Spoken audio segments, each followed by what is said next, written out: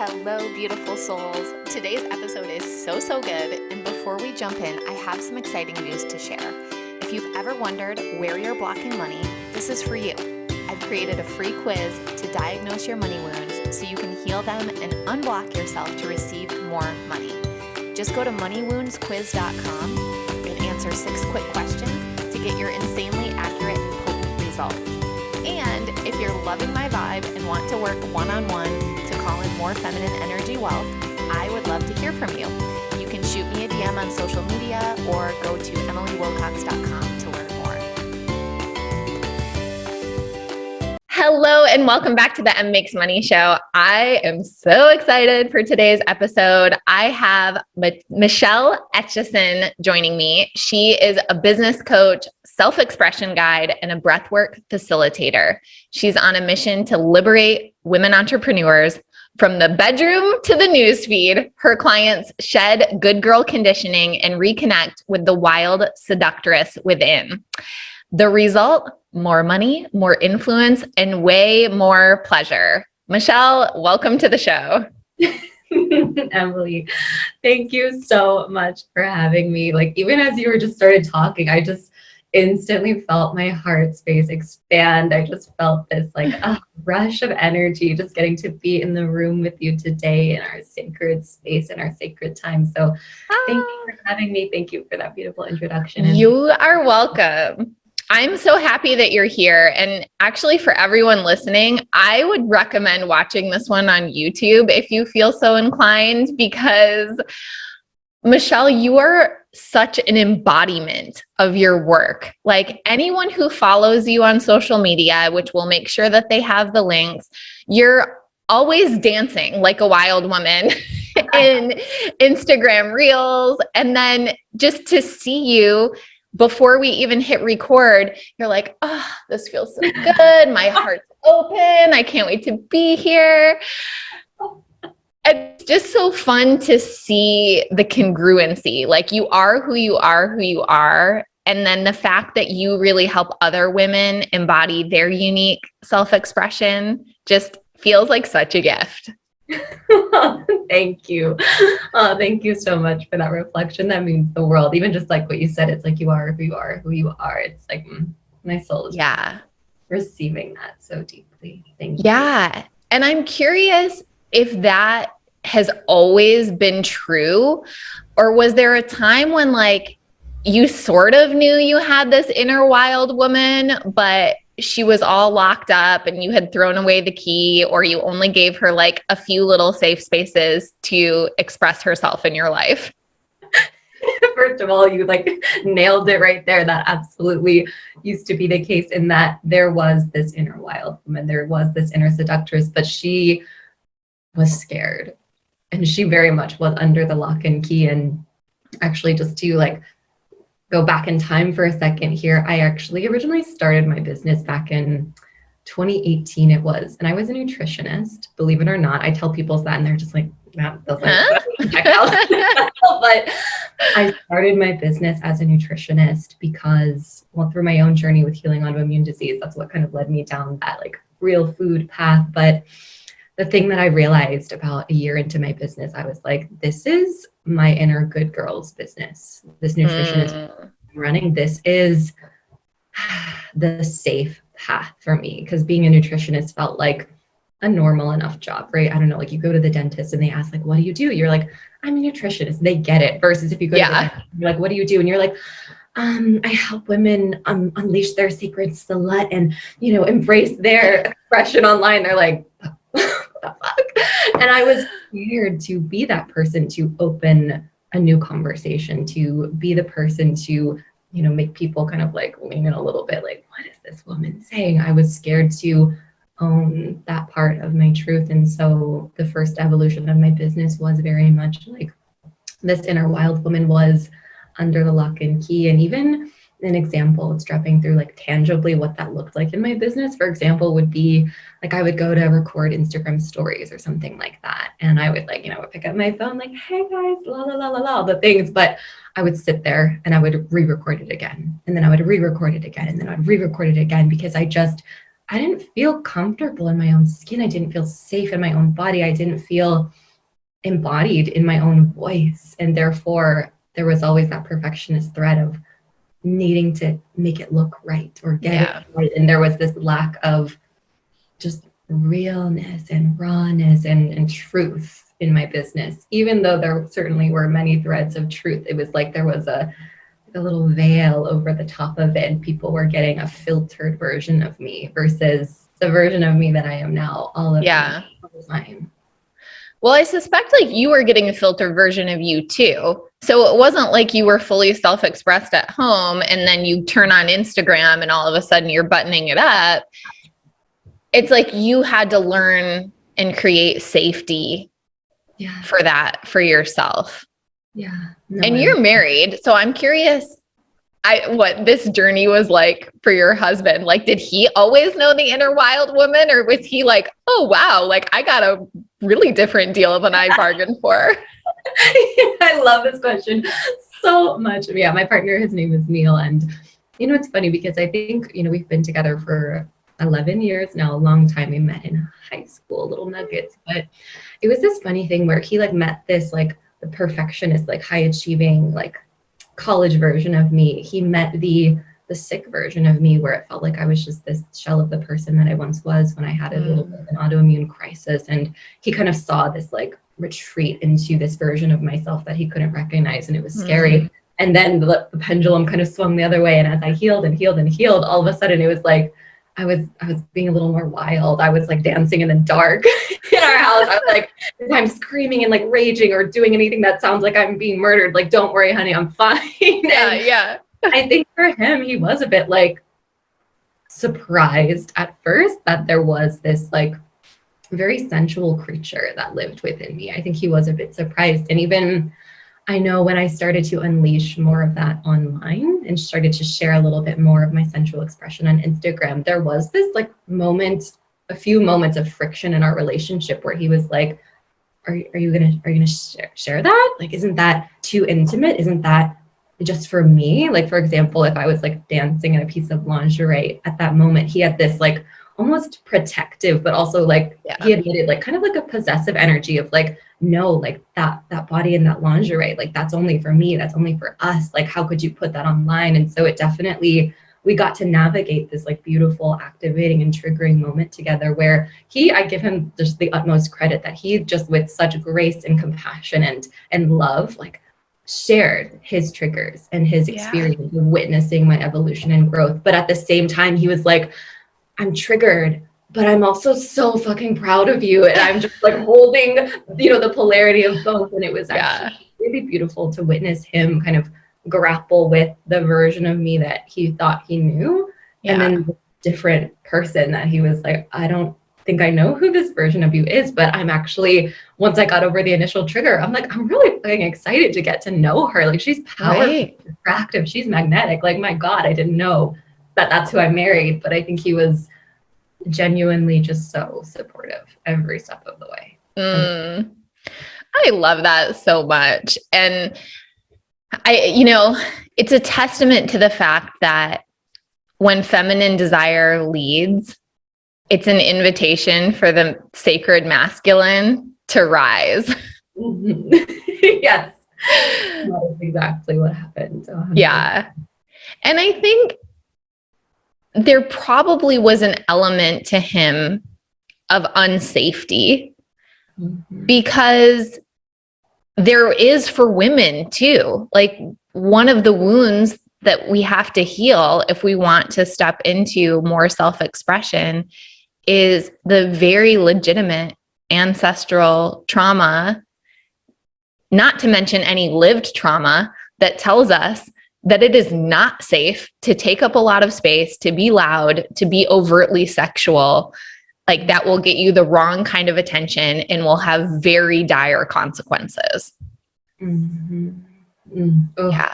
you spoke that, I just like, I got chills. I was like, I feel that on every level of my being. And I definitely feel like, as you were speaking, what was dropping through is even thinking about my journey and You know, it's funny, like even the just the connection between the sensual expression in my world and the money expression, the wealth identity expression, they were so intimately tied together. And I remember for me, one of the biggest pieces to allowing that like sensual seductress, wild woman to come alive was actually a lot of healing with my grandmother, my Korean grandmother, my harmony. And I just remember when I would like dance in the dark because I didn't feel safe to dance in the light yet or post it on social media yet. I remember thinking of her and thinking, I bet that she is rolling over in her grave. She's going to be so disappointed in me if I put this out there. She's going to be thinking, we moved to this country so that you could do this, so that you could be this disgrace to our family. And I was just like this very visceral, just almost like this fear of being hated by my own lineage, by my own Korean heritage. And I was already in this kind of reconciliation with my identity and my race and my heritage, that it just felt like, to me, it felt like I was taking 2 steps forward and like starting to learn the Korean language and be in that space, while simultaneously I felt like, am I taking like 2 gigantic steps backward by expressing in a way that is deeply incongruent with what is traditionally Korean culture and Korean heritage? And so a really big piece of allowing my sensual expression to come forward was reconciling with the guilt and the shame that I felt was coming from my bloodline. And Yeah. it's such a deep, such a powerful journey to go on. But again, just recognizing how going on that journey with my sensuality opened a door to money and wealth identity, and claiming that for myself as an Asian woman as well. So it's funny looking back on my own story and recognizing like, all these pieces just kind of fell together in a way. And I'm like looking back on past Michelle with such a gratitude that she was willing to go to those places, because sometimes they're sticky and crunchy and edgy and every part of you is like, run the other direction. But Right. that like moment of self-leadership where you step in and you're like, I'm going to be the one to go first here. And it was... Yeah. Thank you so much for sharing that, because it really is true. There's so much reconciliation and identity work that we get invited into when we want to step into more pleasure, when we want to step into more wealth, when we really want to permanently change our lineage and our family tree. Like, there is something scary about that, because we're saying, I'm going to do it differently. I'm going to go first.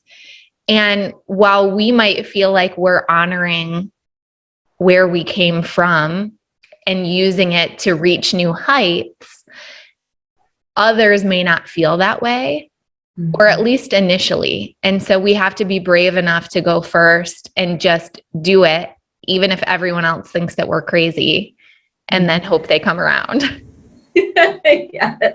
I do feel like that was definitely part of the journey, is learning to be okay with people thinking that I had just lost my goddamn marbles, that I was absolutely crazy, insane, weird, out there. And there's something so magical when you can kind of like drop those last remaining fucks and just be yourself. Yeah. Your full self. But it does, like I think you said this before, it does take a lot of that sourcing safety within yourself, that I choose myself. If other people don't, quote unquote, choose me, I'm still going to be okay. Yeah. Really anchoring that in for myself. That was, I think, one of the biggest pieces that actually created space for evolution to happen, was just like ruthlessly having my own back. And like, yes, that into like every single part of me, like my inner child, my inner perfectionist, my inner people pleaser, all these different parts, just like with my full, every cell of my body on board with, look, I know that we're terrified. I know that we're scared. I know that my inner child is scared to be seen. I know my inner perfectionist is scared to get it wrong. I know my inner people pleaser is terrified of that one person being like, I don't like you, right? Yeah. But letting each piece, each part know, and that's okay. Yeah. Okay. And that's okay. Amen. Like, I don't think this gets talked about enough, but reclaiming our role and our ability to parent and create a safe space for the inner child and all of the different ways that expresses, and making a fearless commitment to have your own back. And I remember when I started doing the inner child work saying like, I will never abandon you. Like, I have got you forever. There is nothing you could ever do or say that would change that. And it still brings tears to my eyes saying it now, because there's something so healing about that. Because the truth is, we have abandoned ourselves in the past. Like, you freaking psycho. Why did you do that? Why did you say that thing in front of the cute boy? Like, you know? And so really to just be like, you know what? Now, like, we can get it wrong. There's space to mess up. It doesn't matter. Like, whatever we do or say, I've got you. I've got you. I got you. I choose you. We're good. Again, every time you speak, I'm like, ooh, chills. Like I felt like the tears starting to go in my eyes as well, because I love that you use the word abandon, because that word like popped into my head as well. And I think one of the pieces was forgiving myself for all the times that I had abandoned myself, because you're right. It's like day after day, time after time, like that one moment when you bit your tongue and you didn't speak up and say the thing that you wanted to say, that one moment you even like saw an injustice happening and you didn't say anything because you were too scared to bring attention to yourself or get it wrong. Or the one time when, like you said, even if it's a small thing where you like abandon yourself over a cute boy at school, it doesn't matter. It's all of those small moments, recognizing and making that devotion and commitment of every single time I ever bit my tongue in the past, it fueled this fire of abandoning myself, and recognizing that for so many of us, that's our default. Yeah. We are defaulted into something's happening in our life. Okay, put everyone else first, abandon myself. And it actually can take some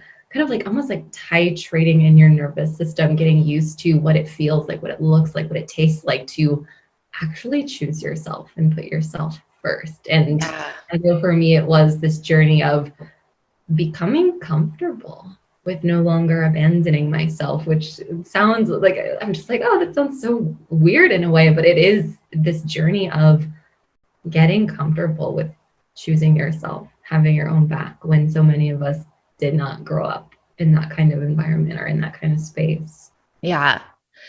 Well, I honor the hell out of you, because I feel like the way you show up is such a permission slip to so many women that you can show up self-expressed, that when you choose yourself, when you decide like, I'm good enough for me and what I have to say matters and my way of being in the world matters, it sets so many other women free. I'm positive of that.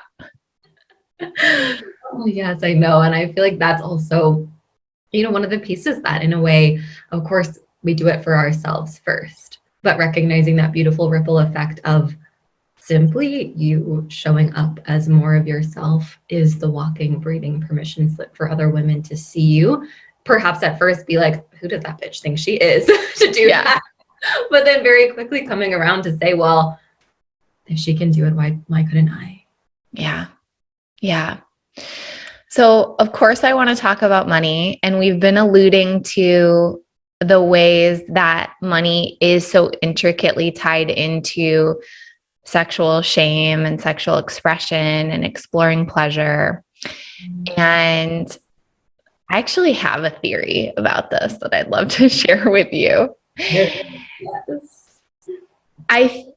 While we wouldn't wish it upon ourselves, I think, as women, to have a lot of sexual shame and guilt and conditioning around what's appropriate. Like, you get to be a little bit sexual and you get to desire it a little bit, but only in the confines of, a monogamous, like, heterosexual relationship, and only in the ways that your husband enjoys. And like, and if anyone took it from you without your permission, you're now damaged, and all of this heavy, heavy shit.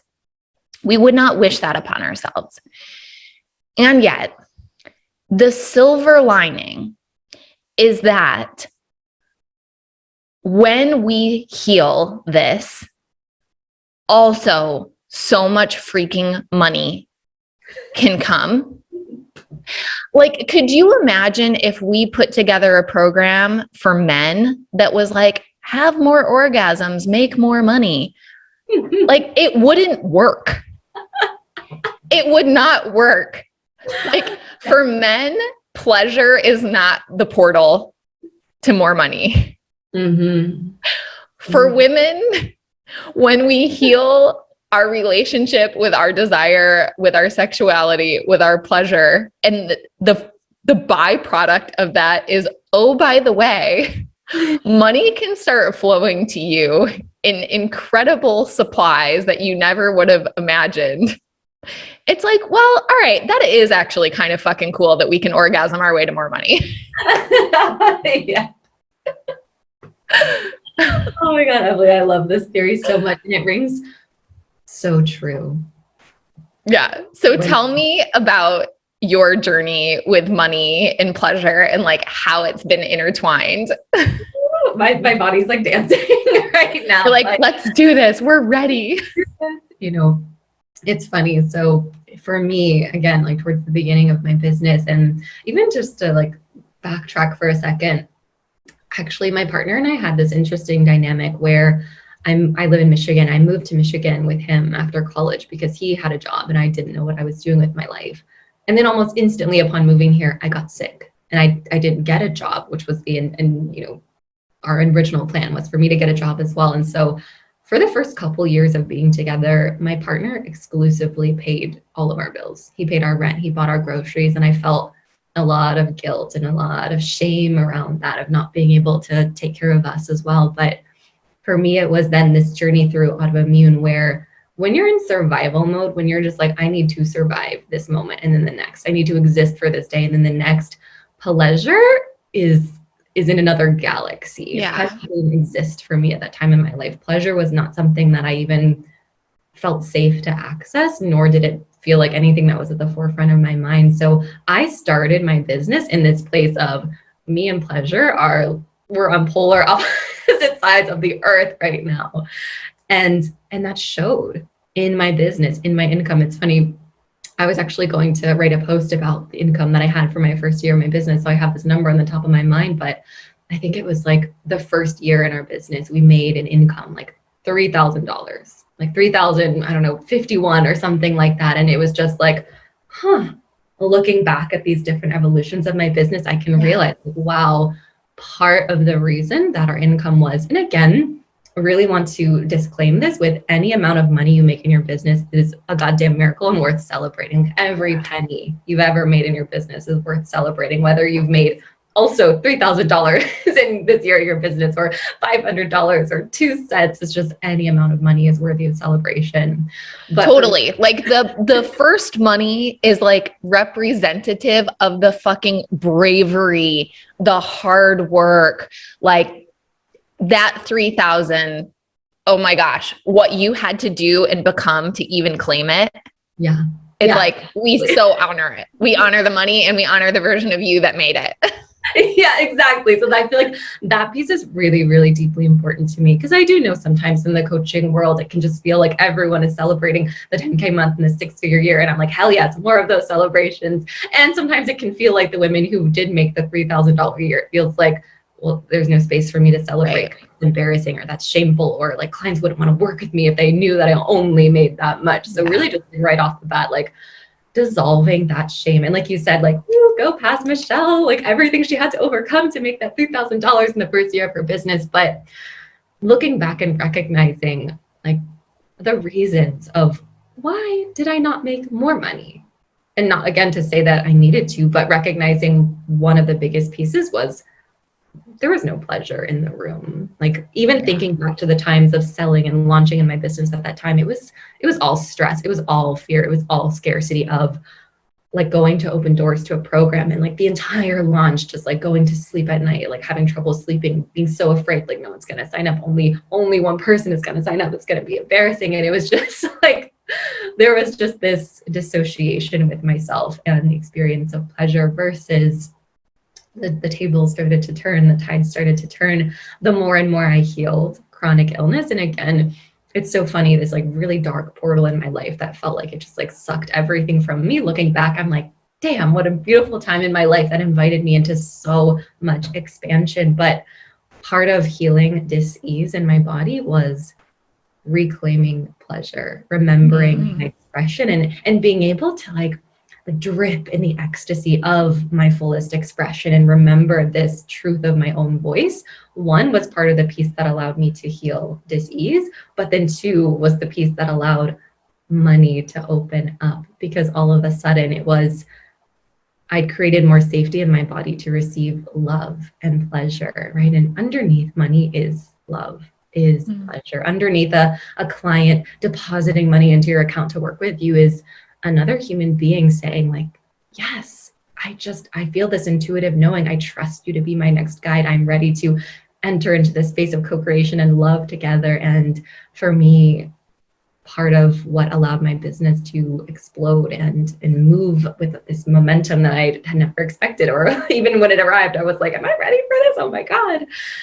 It was this like grounded, embodied, how do I describe it? It's as if, like if I place my hands over my womb space, it just felt like there was this portal that was opened to actually be able to feel safe to receive, versus the start of my business. It was like there was like a brick wall with a cement wall with a gate around that portal to pleasure. And as soon as I could start to slowly dismantle that and break it down and kind of like remove the armor, it was just money and I could become intimate together. Rather than being this desperate grasping thing, it was just this intimacy, this relationship with money, and identifying as a wealthy woman and dissolving the guilt that I felt around that.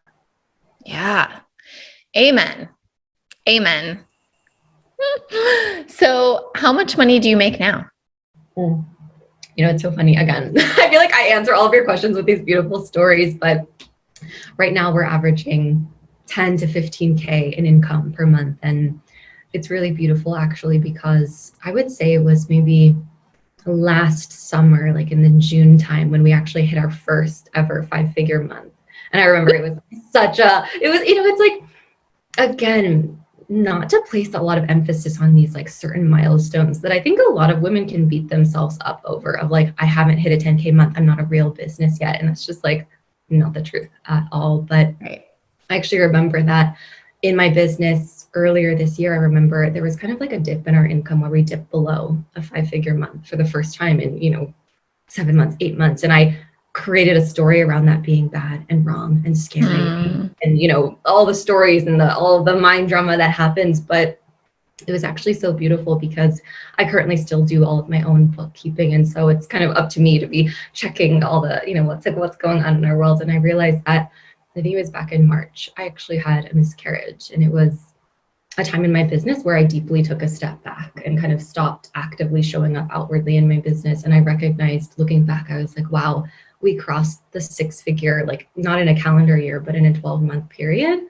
in March as it happened. And it just felt like this, how do I describe it? It just felt like this deepest gift of my business and money saying, we've got you. We're supporting you. It doesn't matter that the income has dipped. It doesn't matter that like on paper, it looks like there are things that are changing, or even creating the story of going backwards and really reclaiming my power and sovereignty around money and business and as an entrepreneur, and allowing myself to celebrate and just be in relationship with all of it. And I just want to reflect back to you, Emily. I love that on this podcast, like we started at the beginning, the fact that you bring in both of these dynamics of like, let's talk about, the limiting stories, or let's talk about the energetics of money, but it's like, let's also talk about the tangible that I think can sometimes be a little bit taboo, or people are like, I don't want to share like how much I make, or I don't want to share my and it's like the kind of safety and just transparency and just beautiful space that you create on this podcast is just, it's really, thank you. So thank you for allowing me to share. My pleasure. And it's my own medicine too. Like, I do think that sometimes people project on me that it's so easy for me to talk about my numbers because I do it. And it's like, I actually meet myself at my growth edge often with that. And so I really honor you for recognizing much earlier on in the journey that all numbers are good numbers and that they're all worthy of celebrating, and that with any milestone, we can choose a healthy perspective or we can choose an unhealthy perspective. Mm-hmm. And I actually didn't learn that until I had my first $100,000 plus cash month. So I had been feeling hollow in all the milestones running my agency, but I was like, no, this will change when I get to $100,000 cash. And like, what do you know? It felt even worse because I had added all this extra meaning to that milestone, only to get there and not have it feel good. But it's like, here's the thing. Our numbers are always going to be too small for some people, and they're always going to be too big for some people. And for our soulmate clients, they are just right.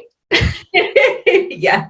It's like Goldilocks, like let's like pick the chair and pick the bed that feels good and trust that we get to grow and expand and our audience gets to grow and expand. Yes. Yeah. Like every time I like resonate with something, I'm like pretty much gyrating. For anyone who's not watching on YouTube, Michelle is gyrating right now. Just like what you said just rang so true. It is that claiming and that recognition that everything about you, the amount of money you've made in your business, the way that you express yourself, the words that you choose to say, everything about you is right for the right people. And I feel like once that starts to click in, business becomes a lot more free and a lot more fun when you're no longer trying to fit the mold of what you think your clients want you to be, or the amount of money your clients think that you need to have made in order to be worthy of hiring you. It's like, I mean, totally. I've hired coaches who have made less money than me, who are newer coaches than me, but it's recognizing money, metrics, all those milestones are not a measure of the magnificence and the wisdom that lives within you. And I feel like when we can really anchor that in, it's like, I feel like that's the piece when like the floodgates to money start to open, because you're no longer fixated on if then, once then I can celebrate, then I'll be if then, once then. It's like, like I see like like a house of cards just like collapsing. As soon as we can collapse that house of cards, it's like, we started these businesses to have fun, to liberate ourselves, to play, to have more spaciousness. It's like where somehow along the way, I feel like for all of us, I know for myself, like that enchantment and delight in money and business can start to like float away a little bit. And it's just kind of that bringing it back, like pulling it back. And I feel like that's something that you do so beautifully, Emily. Just even on this podcast, I'm like, I'm having so much fun talking about money versus I feel like a couple of years ago, talking about money was like, throat chakra, totally. Yeah, I would like probably immediately start like coughing, like, I don't know what's happening to me. I think I'm choking on my water. Yeah. And it's like, when we think that we're doing something for money, right? Like in the start of your business, you were doing the things that you thought you needed to do to get the money. Yeah. And by the way, that's fine. There are seasons for that. And yet, when we can get to a place where we really align our beliefs and our feelings around the more self-expressed I am, the more money I make. The more I speak my truth, the more money I make. The more I'm willing to step into my power, the more money I make. The more I'm willing to grow and expand and evolve, the more money I make. The more I'm willing to say the thing that I'm scared to say that I think is the reason the client won't hire me, the more clients will hire me. Yeah. Like, have you had this? I've had clients, it's like when I started coaching, I so badly wanted people to see me as a coach. And yet, most of my entrepreneurial career had been as an e-commerce business owner and as an agency owner. And that's where I had most of my success. And I thought, well, if people see me in that identity, then they're not going to hire me as a coach because whatever, the whole story. And then wouldn't you know, and this is even like after months of working with certain clients, like I have a client who's an incredible like psychic medium, and she coaches on mediumship and like brings business sensibilities to that industry. And she was like, I don't know if I ever told you this, but part of the reason I hired you is because you had that agency and I felt like she's a real CEO. Yes. So here you were thinking like, yeah, this is part of the reason people won't want to hire me as a coach. Yes. And it was the exact opposite. Yes. Have you had those moments where like the things you feel disqualify you, once you're brave enough to share them, it's actually the thing that magnetizes clients to you? Yeah, 100%. And actually the first example that dropped into my heart was, I remember at the beginning of my business, again, like bringing back like my partnership for a second, I felt these kind of threads of shame and embarrassment of like, I'm not a real business because I wasn't like working my 9-to-5 job to help support myself like so many other women are. Like I had a man standing behind me paying my rent, and therefore the money that I've made in my business isn't valid because it was, made by a man. It was subsidized by, I felt so much shame and recognizing now it's just like, no, that was a gift of support and I get to own that and honor that. But I remember earlier on in my business, I think maybe like even it was maybe like 2 years ago, the first time, maybe even like only a year ago, I can't remember, the first time I think on the post I said something like talking about my fear of out earning my partner, one, and then on the other side talking about the fact that I felt this guilt and this shame of like, can I really claim myself as this like sovereign business owner when there was someone else's dollar paying my bills as I was building my business? And I remember one, like feeling so much fear around sharing that I was afraid to out earn my partner. Because I was like, what is this going to do to our relationship? What is this going to do to love? Is me becoming a wealthier woman going to threaten my relationships? And I remember feeling like, I still remember like hitting share on this post. I think it was like a graphic that said like, I'm afraid to out earn my partner or my husband or something like that. And it was like on purple background. And I like, how sometimes you post something vulnerable and you like hit share and then you like yeet your phone across the room and run away. Yeah, exactly. I'm not hitting that until tomorrow. That's kind of what I did. But I remember one of my clients, like when they filled out, I think it was my one-to-one application, they actually referenced that post and they were like, that post was so expansive because I felt the same just kind of fear in my dynamic with my husband of, well, I have all these big visions for big money. And if I start making more money than him, is that going to disrupt our relationship? Is that going to threaten love? And it was just this kind of moment of recognition of like, and even one other piece that was dropping in. And I feel like this is something that I've heard a lot from clients. They were like, Michelle, I was scared of you when I first found you. Like I found you to be very scary, and not even using the word triggering, but scary. And at first I was like, that's a bad thing. Oh my God, they were scared of me. But then going on to read, it was like, I was scared of you because you represented all the parts of me that wanted to come alive, that were still under lock and key. And seeing you unfiltered talk about the relationship between sex and money on Instagram, or seeing you talk about your relationship with pleasure, or, share about your pleasure toys and different things like that. The pieces where I was like, oh God, this is too much. This is too far. My client's going to be like, oh my God, she just shared about her like crystal wand on Instagram. That's like way too much, versus recognizing, again, coming back to that idea that our too much, the things that even we think are too much, are those pieces, those human elements that make your soulmate clients think, that is the coach for me. Like, where has this woman been all of my life? And really gifting, all of us that permission to be too much, to share the thing that we're afraid to say, like you said. And I remember a past mentor of mine reframed money for me. And they said something like, Michelle, more money in your bank account equals more sensually expressed and empowered women in the world. For every dollar that's added to your bank account, there are more and more women out there in their sensual empowerment and expression. And I was like, damn, when you put it that way, more money in my bank account is a great thing for the world. So I feel like that can be a fun invitation to play with, is thinking about, for anyone listening. And I'm curious even for you, Emily, like, what does more money in your bank account equal in the world? And we can put it in that way.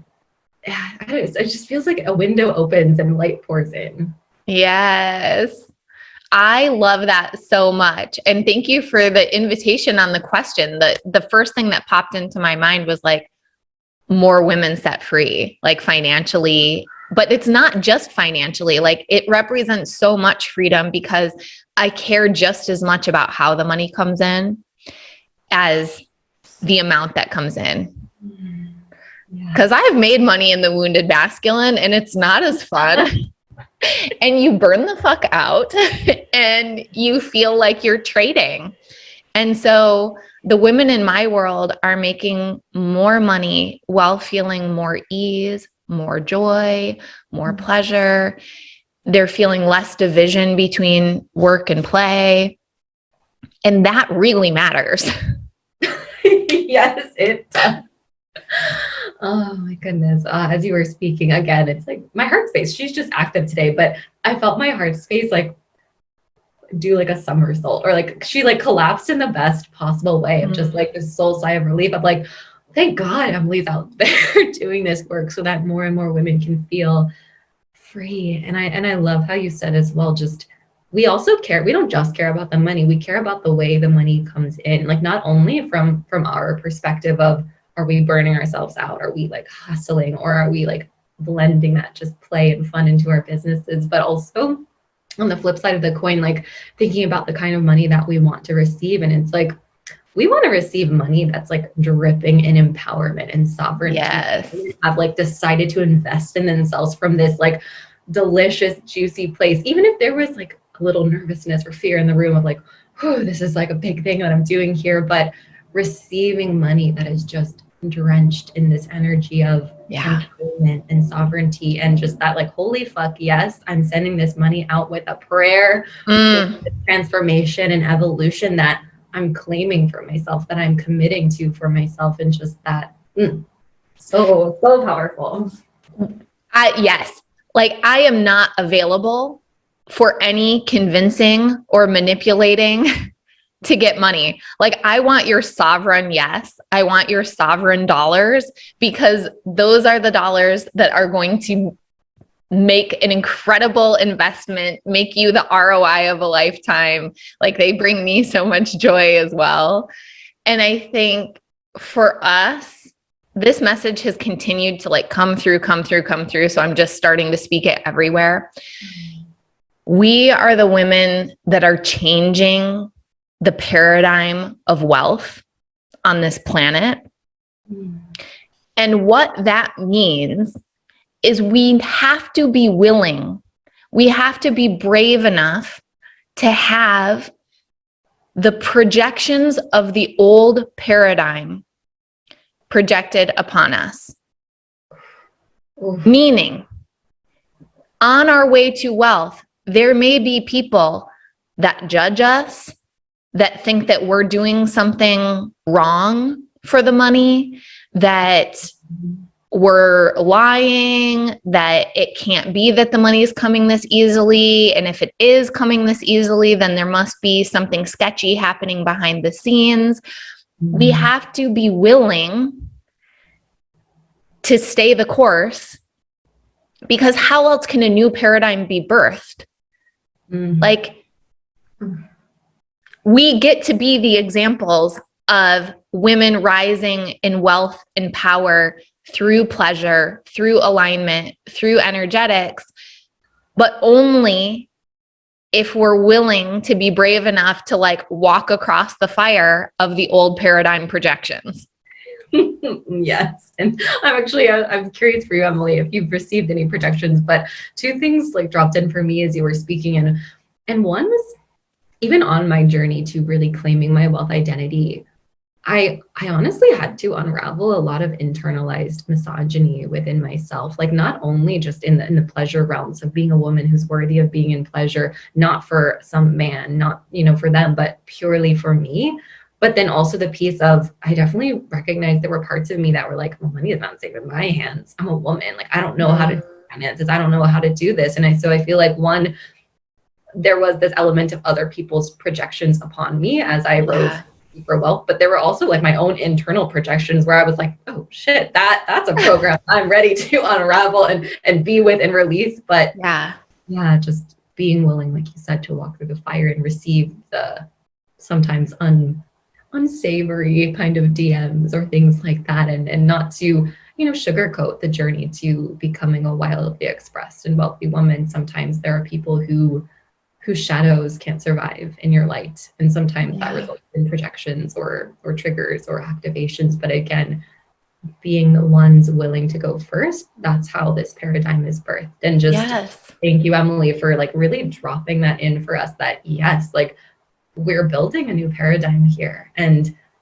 not always going to be a fairyland of rainbows and orgasms, but our willingness to stay the course and even come together like here in sisterhood and be reminded that we're not the only ones who've experienced projections. And I'm curious for you, I'm not sure if we have time, but did you experience any projections on your way to becoming the wealthy woman that you are? I have, and the ones I thought I would, the ones in my head, the imaginary ones, were a million times worse. Like, I've actually been blown away time and time again. People have really surprised me with their celebrations of me, their acceptance of me. Like, all the people I was scared of, like the people I went to high school, and I actually grew up in Michigan. So we've got the Michigan connection. I grew up in such a small town, very blue collar. And sometimes I would think early on about like my high school friends reading things and just cringe. And wouldn't you know, like 4 months ago, probably, I got the most incredible DM from someone I went to high school with that I wasn't even that close to. And she's like, every time I find myself reading a post and nodding along and thinking like, I want to hire this person. She's like, it's always yours. And I'm so honored. Like, we both grew up in this small town together, and seeing you do what you've done. And it was like, oh yeah. Oh, everything I was scared of. I didn't actually allow myself to think about the other side of it, which is like, oh, are people from my small town also allowed to grow and evolve? Are they also allowed to be inspired? Are they also allowed to be on this journey? But I was too wrapped up in like, oh my God, they're going to send me a bad DM. Yes.